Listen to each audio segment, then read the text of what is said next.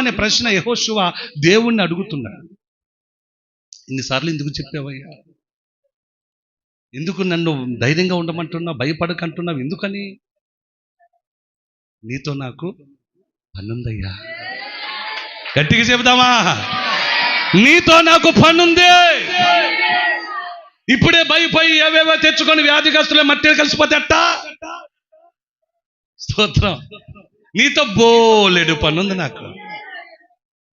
నిన్ను చూసి అనేకులను మాదిరిగా ఉంచి నడిపించే పనులు నాకు ఎన్నో ఉన్నాయి.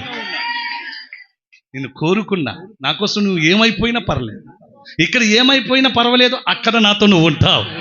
నా ప్రియుడేసుని సన్నిధిలో వేదన రోదన ఉండవు.